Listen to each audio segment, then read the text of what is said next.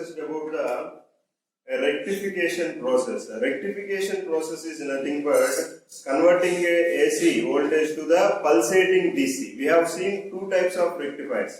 One is half wave rectifier, second one is full wave rectifier.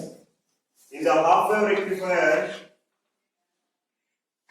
we are getting only half of the input wave. That's why this is called as half wave rectified output. If we give this voltage to the full wave rectifier, then in both the cycle, during the negative cycle also we are getting the output. So this rectified output is known as full wave rectified output. We have to remember this half wave rectified output and the full wave rectified output. These both outputs are not pure DC. In these rectified outputs, there is a combination of AC and DC. So this output from the rectifier circuit, irrespective of whether it is half wave rectifier or full wave rectifier, this output is called as pulsating DC. This is not pure DC, but this is a pulsating DC. What is this pulsating DC? This pulsating DC is a combination of AC and DC. In this pulsating DC, the AC component, the term we are calling as a ripple. So whenever we talk about the ripple, this is nothing but the AC component in the rectified output.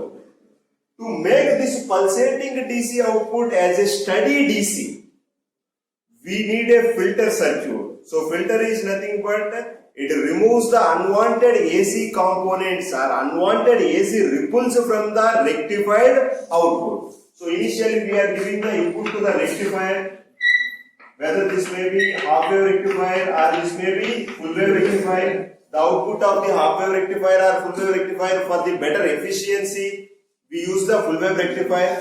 The output of the full wave rectifier is connected to the filter circuit. So this filter removes the unwanted AC components and a pure steady DC is supplied to the load.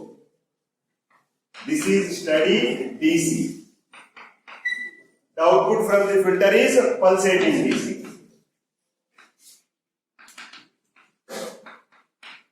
Now we have different types of filters.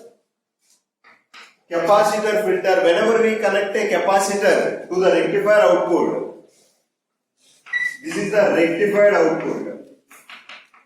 Rectified output signal.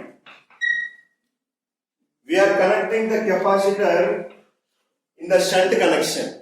As capacitor blocks the DC and allows the AC signal, the ripples or the AC components will be grounded and the remaining DC will be sent to our load. This is our load. So this is a capacitor filter. If we use inductor, if we use the inductive filter, then the inductor must be connected in the series. So this inductor allows the DC components only and it blocks the DC components. So whenever we are connecting an inductor in a filter circuit, that should be connected in the series. Whenever we are connecting a capacitor, that should be connected in the shunt connection. So we have seen the capacitor filter and we have seen the inductor filter. This is when we use the combination, then this is the CL or LC filter. This is CLC filter. This is CRC filter. We will discuss about each and every filter. Before discussing each and every filter, the filter is nothing but it is a circuit which removes the unwanted AC components from the rectified output.